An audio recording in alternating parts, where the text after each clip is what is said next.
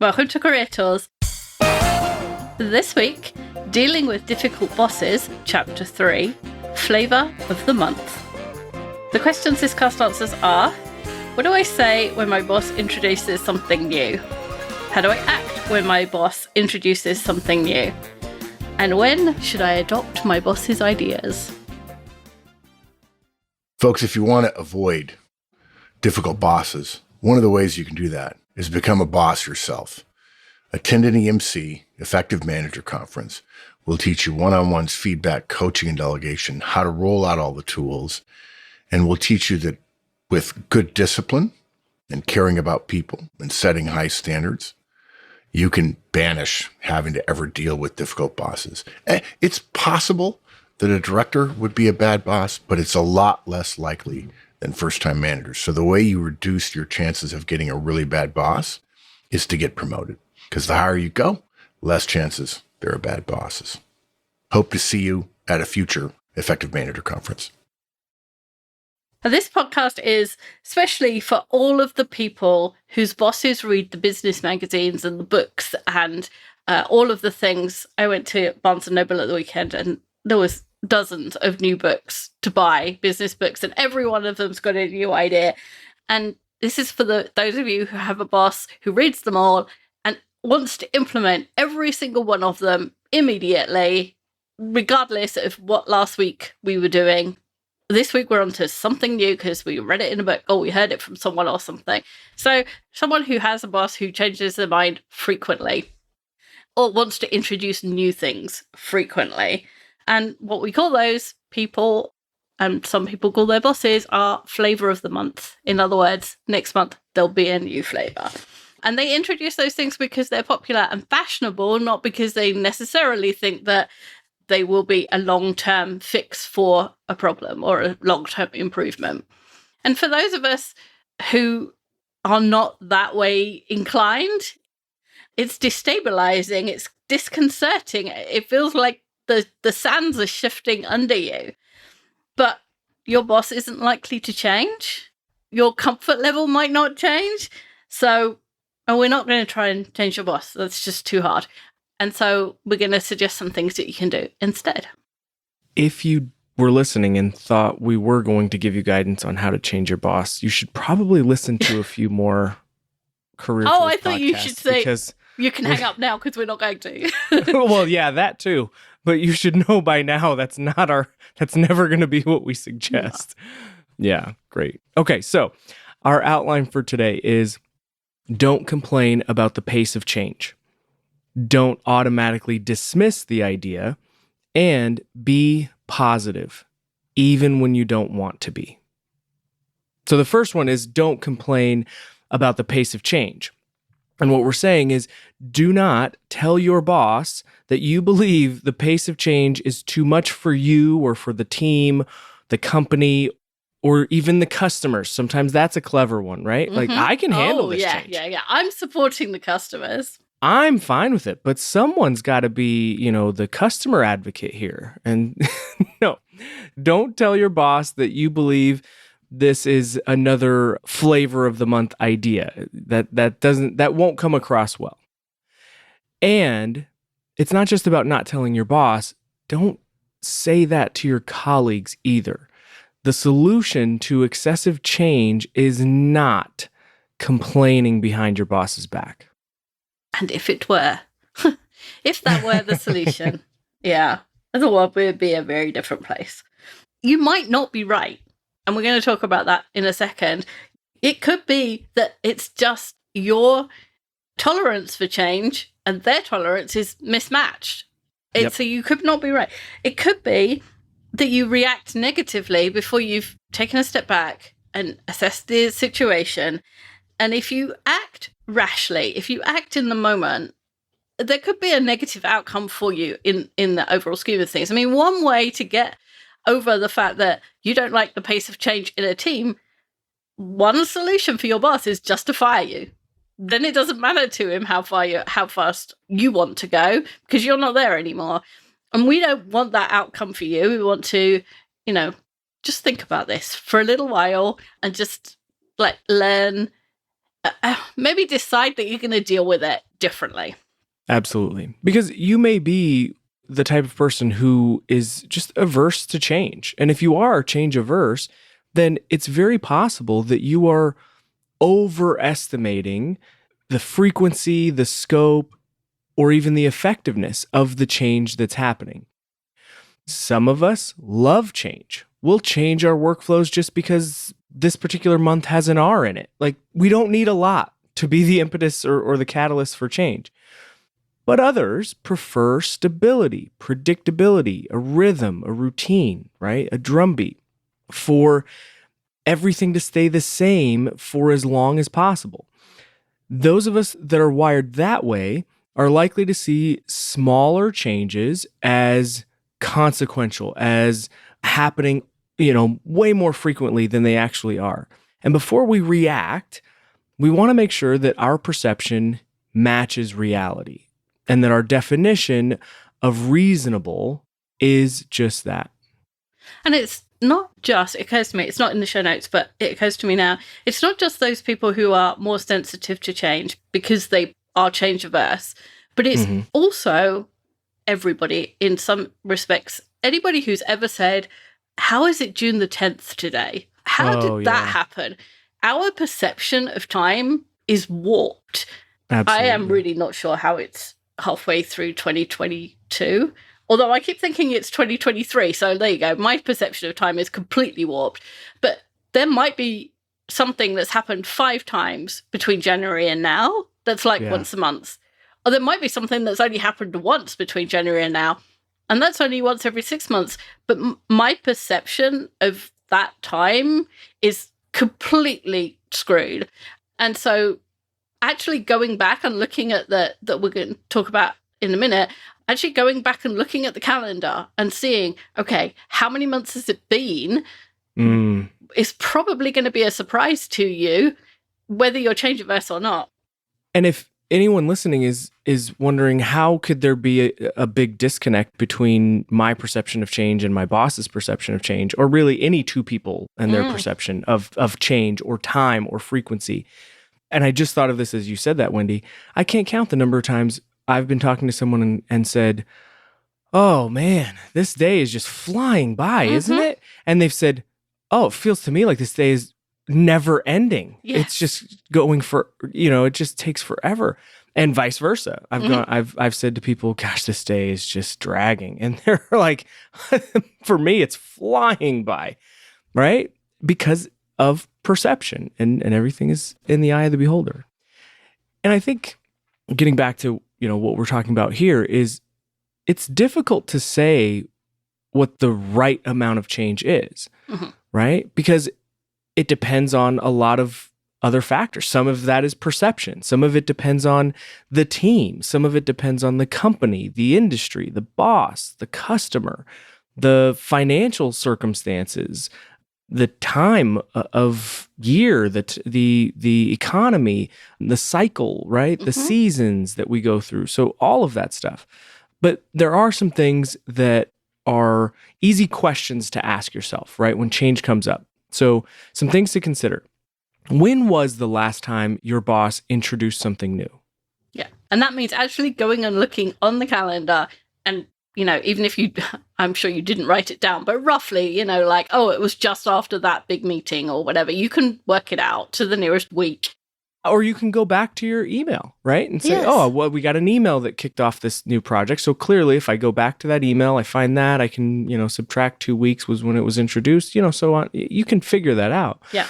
But the larger point is, don't just say to yourself, when does it feel like the last change was, right? Get something more clear, more objective. Then, how many people did it affect? Right? Because bigger change, more people affected, that is larger scale change, right? Versus if it was just our team that was affected, right? How much of the team's work did it affect, right? And I would say this is largely related to the scale of the change, not scale, but the complexity and impact of whatever the change is, right? Yeah. So it could be seemingly innocuous, but if it changed massively processes within the team, that's a that's a big deal. Yeah. Yeah, if somebody changes the expenses system, that's like half an hour of my week. If Right. somebody changed Gmail or our mailing system, that would be 40% of my week. It's a big difference. It's a big difference. So yeah. And depending on who's involved, right? Because if we changed expense systems, it'd be 30 minutes of your week. It would probably be 10 hours of Liz's week, our finance, So yeah, I mean, it depends. Then here's a good one. How did your boss introduce it? Right? How did you get the information? How was it rolled out? How did it come into focus? There's a big difference between drive-by changes that your boss says, hey, I don't want it done like that anymore. And then walks away, and, something that was in a meeting, and then there was an email, and then they talked it through, and you had a week to implement it and all that kind of stuff. Yeah, yeah. And not that I've ever worked with individuals who were just complainers. I'm not saying that. Never. But I have absolutely had peers in the past who have said to me, can you believe that she just dropped that on us in a staff meeting? I mean, gosh. And I've said, well, how would you have preferred that she told us? And they said, well, I mean, maybe like an email so that we can digest it and all that. And I said, but 2 weeks ago, she sent us an email about something and you said, you wouldn't tell us this in person? I mean, make up your mind. Right? Yeah. Let's give our bosses a break. Yeah. Let's not make it so that anything they do is absolutely categorically wrong, no matter what. So the next question is, what continuity was there? Right? Yeah. So what of the past idea or the past process continues through to this one? If you have the same process but a different IT system to manage it through, that's different from changing the process and the IT system. Or if we changed expenses, if we changed the expense system and the day we did it and who did it and how it was done all at the same time, that's super different to, the expense system got an update and you have to fill in an extra field. Right? Yeah. That the percentage of the element that it changes, I guess, is the way to think of continuity. Okay. But, how much are we taking from before into this new thing? The more we bring with us, the easier the change is, the less of a big deal it is. That's super interesting. Because when I first read this in the show notes, my brain went to more, is this logically in line with what we're doing? Or does it deviate? Yeah. Right? With if we have a big project where we're moving toward, something we know is on the horizon or we know is one of our goals in the next 12 to 18 months, but then there's a change that seems to be contrary or take us in a different direction than what we were working towards, then that's what I was thinking with continuity. Does it logically flow, or is it linear with what we are working towards otherwise? Yeah, that makes a lot of sense too. Like, is it on the path that we think we're on, or is it a deviation? Yeah, for sure. Yeah. And the last one is, what stage is this change at? Right? So that one, I think we're going to talk a little bit more about, but that's going to guide how we recommend you act on this, this idea, right? Yeah. Is it just an idea that I read in the book and I'm just floating it out there as like something we might think about in 3 years' time? Or is it something I'm absolutely set on that we're changing tomorrow? There's a big difference between those two. And what happens not often, but what happens a lot is a boss will say, oh, I want to do it this way, or, oh, do that bit differently, or I wanted it in purple, whatever. And the directs take that as an instruction when all it was a thought. And then as a direct, you come to your boss like a week later with this huge project, and all it's, it's a PowerPoint deck with 18 slides and they're all color coordinated and there's tables and there's numbers, and their boss says, no, it's just was just thinking about it. Yeah, I've done this before, right? The high I in me has done this before, right? In a staff meeting, I've told my team, hey, I read about this thing, or I saw, I saw a YouTube video on this thing, right? And what do you guys think? What do you think that would be something that would be valuable, that we could work? And all I'm trying to do is gauge interest, right? And see what's, how that's received at a very, very surface level. But yeah, I've had people who said, yeah, here, okay, you mentioned this one thing and now we're doing it. And I go, oh, okay, well, that's not what my aim was, right? But interested to see what happens now. And if you think that change happens too much, it may be that you are pouncing on those things that are only an idea. If you're a high C, you probably think that your high I boss thinks about what he's saying and his ideas as much as you do before you say them out loud. And the answer is he does not. He just is talking out loud. Hearing his own thoughts out loud helps. Hearing their own thoughts out loud helps some people work through the idea, and that's all they're doing. And sometimes they get to the end of that and go, no, that's a stupid idea, I'm not going to do that. But if you've heard halfway through and then go and do all the work, that's maybe why you think change is happening too much, or there's too much suggested change at least. Yeah. So if your boss introduced a team-wide change by discussing it in several team meetings, by training one or more people in it, all while still continuing to do weekly one-on-ones where they also asked questions about how you felt about the change, then this is not a flavor of the month thing. Even if the change feels like it's being introduced on the heels of something else, even if it feels like it's too often, that's in a lot of ways the right way to do it. And so you got to, again, kind of what we talked about, give a little credit where credit is due. Right. On the other hand, if she doesn't discuss it with anyone, but just starts using some new acronyms, tells you to port your data to the new format and has done that 6 times this year, then it may be a flavor of the month thing. There's no introduction. It's just happening. It happens right away, and it causes you to do a bunch of work every time, and it's happening every month or every other month, then yes, you may have cause for complaint, even if we're going to tell you not to complain. Yes, absolutely. Yeah. And even if you're right and your boss is a flavor of the month boss, complaining, whether to your boss directly or to your colleagues, even when it's just you venting or letting off steam, it's never constructive. It really borders on the line of gossip. And that's behavior that tears down the team. And that's one of the only 2 things that we recommend, you could fire someone for, or that could get you fired if you work here at Manager Tools. When you complain behind someone's back, they wonder if you are also complaining about them behind their back. And so it destroys trust and working relationships. And in general, it's just not a good idea. And complaining doesn't get you anywhere. It just sends you around in your own negative spiral. Mark says, worry is like a rocking chair. It gives you something to do, but it doesn't get you anywhere. Complaining is kind of the same thing. It just gives you something to do, but it doesn't help the situation. Exactly. Folks, I'm going to keep talking about our licenses until I retire, whenever that is. It is our most popular product by far. Thousands, I think maybe tens of thousands of people are licensees. And for only $200 a year, you get access to our Executive Tools podcast. You can only get Executive Tools, the audio, through having a license. You get the show notes for that. You get all of Manager Tools show notes. You get all of Career Tools show notes, which I think together something like 1,500 podcasts.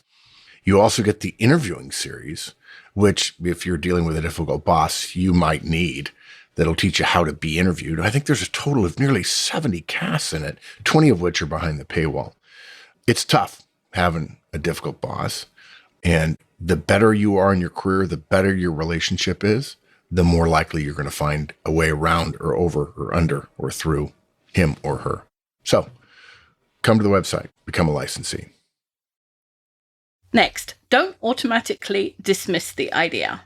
So even if your analysis suggests that your boss is a flavor of the month manager, don't dismiss their new ideas without considering that they might actually be useful for the team. So a broken clock is right twice a day, as they say, and a Squirrel sometimes finds nuts. No, is that the thing? But your boss may just have hit on something that will work or will be an improvement for your team, or is something that you've wanted to do forever and now all of a sudden it's their idea. Yeah. Yay! That's a good cause for celebration, not complaint. Yeah. And Wendy, I would also say we're not trying to guess at your boss's motivation. This may just be how they are. This may be, who they are as a professional and as an individual. But there are lots of reasons that people are like this. I mean, we don't know. You don't know what your boss is hearing from their boss in their one-on-ones or in their meetings. And maybe they're getting a lot of pressure to be more creative, think outside the box, and so there's a lot of reasons that this could be the case. And so we're not guessing at that stuff. We're just assuming that this is how you feel because of what you've experienced and hopefully helping you through that. So in a recent cast, I think it was just a few weeks ago, Wendy, we released the T-shaped professional. And in that podcast, we talked about this new concept called T-shaped professionals, which a T-shaped professional is a person that has deep skills in one area, but also is good at working with others and collaborating across the organization or across functions. Yeah, has enough knowledge of those functions to be able to collaborate well. Yeah, and be effective. Forbes was the one who recently called it the future of work, right? So we can just see your boss having read this big article in Forbes and deciding, hey, everyone on our team needs to now be cross-trained to do everyone else's job, right? In order to get that top of the T, right? Yeah. And I can imagine everybody's reaction, because this is what my reaction would be inside. If I wanted to do your job, I could do it. And I don't want to, because I'm quite happy doing my own job. And by the way, I'm plenty busy without having to learn to do someone else's job and then be expected to cover when they're sick or when they're on vacation and without any extra pay, by the way. And besides, this is just the latest idea. And my boss will have forgotten about it in a week's time. And so you just avoid being in your boss's sights for a week and wait for it to go away. But that means you don't learn any new skills. Yeah, that's absolutely right. And though we derided the T-shaped professional as being a new and fashionable term, it's actually just a new term for something old. The well-rounded professional, someone who has a broad range of skills, someone who can collaborate with others across work functionality. And I mean, that skill set, that person has been desirable for 100 years. Yeah.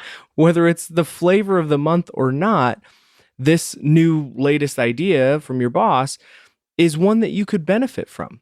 So learning someone else's job potentially makes you more valuable to the team, potentially gives you new skills, and hey, maybe makes you potentially a more desirable candidate on the job market if we get to that point. This is an idea that you can wholeheartedly embrace, and even if it only lasts a week or two. Yeah, like take what you can from it. If you really think your boss is going to forget about it in 2 weeks, then roll with it as far as you can, because it benefits you. Now, not every idea or change will, but this is one, just look for the positive, look for the benefit to you, because there may well be one. Yeah, absolutely. Lastly, support the new idea. And we're going to tell you to support it even if you think it's silly. So go with us. So when your boss Don't turn this off now. Yeah, right. You've made it this far. Yeah.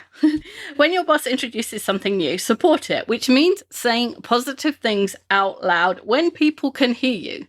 Wendy, out loud? Out loud. I know. So we'll go through some scenarios in a second. But first, there's 3 stages to an idea. There's an idea under consideration.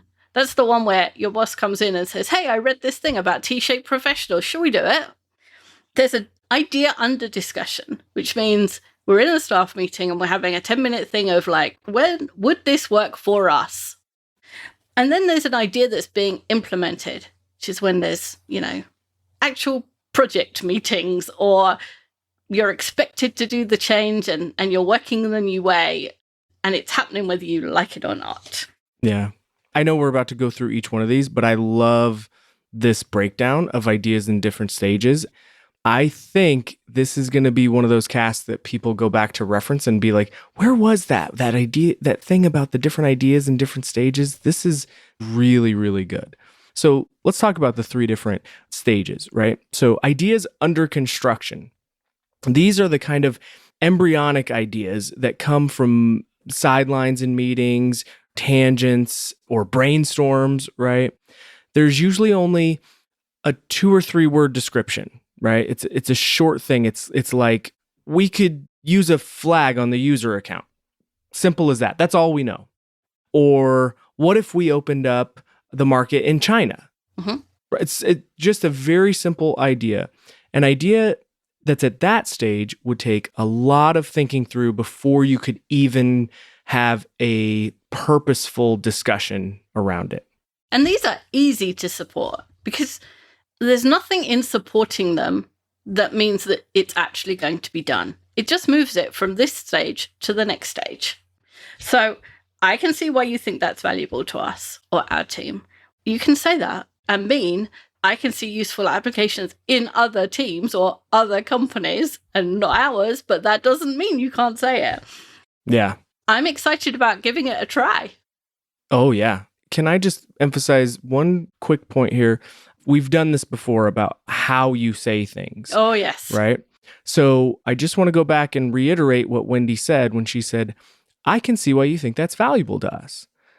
Wendy is not saying, oh, I can see why you think that's valuable to us, right? Those are the same words said very differently. Yes. Okay. So if you're only reading the show notes, you're not hearing this. So this is pointless, but. Yeah.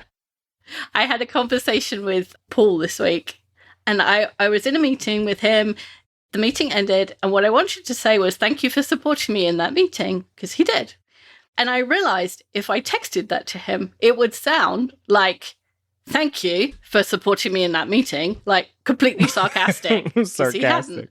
Because he didn't speak up, but that's what I wanted in that meeting. And so I had to call him and say, hey, I was going to text you this, but it would sound really bad. So I'm telling you the words. And if I hadn't thought that through, which 9 times out of 10 I don't, I would have said, thank you for supporting. And he would have read it as negative. And I actually meant it in a positive way.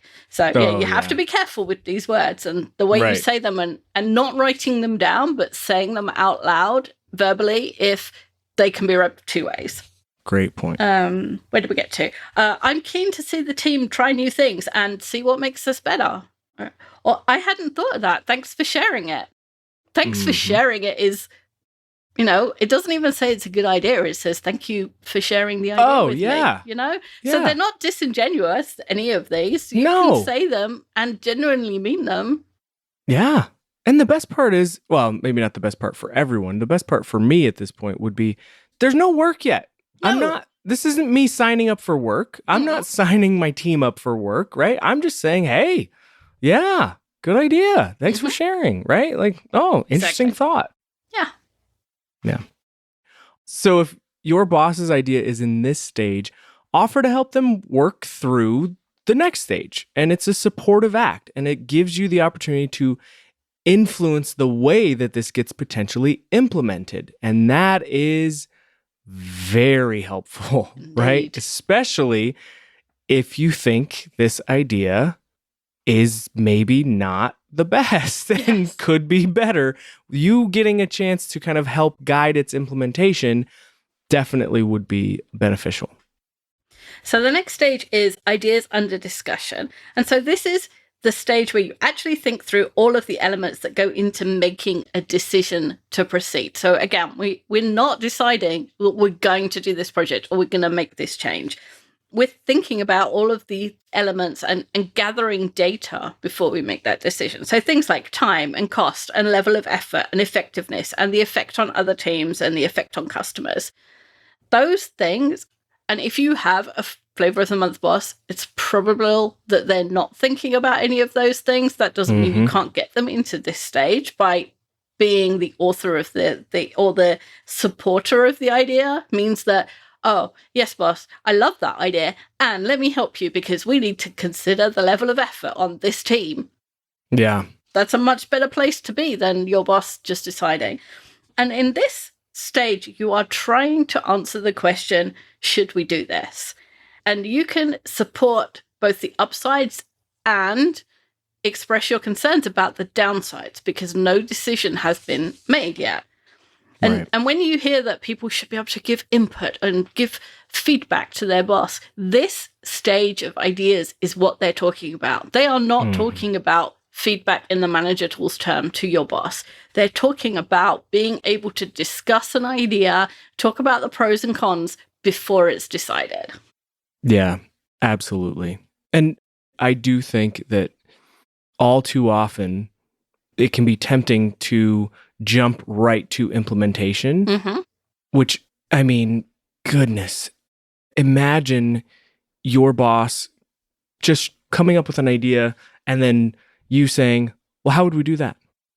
We're not even there yet. Yes. There's steps for a reason, which is why I think this is great. So even if you believe the idea to be catastrophic, I mean, just awful, right? Don't say that in public. Express your doubts in private with your boss. And note, the likelihood of your boss having an idea that's truly catastrophic is very minimal. In 99, probably point something percent of choices or decisions at work, there's no empirically right answer. There's no empirically wrong answer. There's weighing of circumstances and facts and priorities and having to, shoulder the burden of making that decision. So don't try to prevent disaster. Try to encourage success. Be on the side of light. Yeah.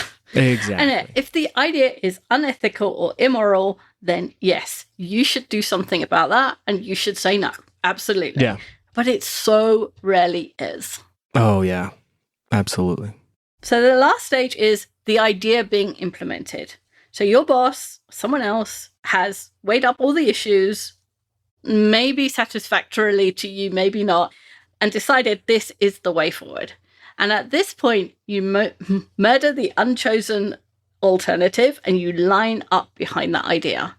So murdering the unchosen alternative is one of my favorite phrases, and it comes from the guidance we have in the podcast, Professional Subordination. So murdering the unchosen alternative means that while we can and should make a case for a given course of action or have an opinion or suggest an idea, once a decision has been made, all other previous ideas are considered moot and no action is taken towards them. Whether you are a supporter on the path that was taken or a different one, as part of a larger organization, your obligation is to lay any differences aside once the decision has been taken and act on the decision without any regard to previous opinions. Absolutely. Don't be a roadblock in the path. So whatever your boss suggested, try the idea with an open mind. Don't avoid implementation. We know you can find excuses to do so. We can too. Yes. In fact, we can always find reasons not to change. Whatever your preferred method is, we can find a reason not to use that method. It's just human nature. But imagine that you suggested your preferred method and we told you, no, we're not going to do that because of X, Y, and Z. Your natural inclination is disbelief. Your conviction is so strong that your method is right that you can't understand why we wouldn't try it. Well, others are as convinced about their methods. So your boss may not necessarily be representing them well, but that doesn't mean that the idea doesn't have some merit behind it. I was reading something the other day. I was on a random corner of Medium, I think, and I ended up in a group of people, and you know how you read a web page and you go to the next one and the next one. I ended up in a group of people who hate getting things done and think it's the worst idea in the world, doesn't work. And I just thought, wow, I have never heard anybody who didn't love that idea. And all the people that do love it are absolutely evangelists for it. Oh, it's like a cult-like thing. Almost, yeah. And yet there's this whole group of people who think it's the stupidest idea they've ever heard. Oh my goodness. So, as convinced you are of your idea, there are people that fundamentally disagree with it. Yeah, it's so funny that you said that, because just this week I was presenting to a group and I said, who's heard of Getting Things Done by David Allen? And no one raised their hand. It was the first time. It was the first time, because it fits so well in our space of the things that we talk about and the things that we do. And so it was the first time I had zero hands. It's always one, two, sometimes half the room, but never no one. And I was thinking, what is going on? It reminded me of, I don't know if I've ever told you this, but sometimes if I go to look at my phone and I don't see any social media notifications, no emails, I go check my email. If I go for a period of, 15, 20 minutes where there's no notification, no bell, no nothing, and when I go look for things, there's nothing new, I start to think that there's a zombie apocalypse going on and I am just somehow like right at the precipice of it. That's what it was like. I got that same feeling. Like, what is happening to the world? Right. Where half our audience doesn't believe in getting things done. That would be a weird day. Yeah, very strange. Very strange. Here's another way to think about this. When you've actually tried the idea, when you've done the change, when you've gone through this new process or changed or tried this new software, you actually have data about whether it works or not. Until then, you're just arguing against your boss's brilliant idea, which gets you nowhere, right? It's just my opinion versus your opinion. And now, if you try it, you have concrete data about whether or not it benefited you, whether it benefited your team or your customers. Like, there is no weight to your protests before you have actually tried it. But actually, afterwards, with actual reasons and examples, you're much more likely to be convincing. And if your manager really is the flavor of the month kind of manager, she'll have forgotten about it before you even have to present your findings. So you just let it lie. And even going back to our point earlier about being able to, have a hand in the implementation, think about how much more helpful it will be having all of this data to be able to guide implementation in the future, to be able to say, hey, so last time we tried it this way, we did this, the team didn't seem to really, get on board. So what if we did this way, this time, right? Yeah. So much more helpful. Let's take it slower this time. Let's not do it in our busy period. Let's do it when we've got onboarded that person and we're not a person short. Right, exactly. Yeah. The flavor of the month bosses are irritating because they get in the way of what we want most, which is effectiveness. But that doesn't mean you're A, correctly characterizing your boss's efforts, or B, that they have no merit. And if you never try something new, you will never become more effective. So by being open and willing to try new ideas, even if they come from your flavor of the month boss, you're much more likely to come across something that will make you better. Absolutely. Thanks, Andrew. Thanks, Wendy. Bye, everyone. Bye, everyone.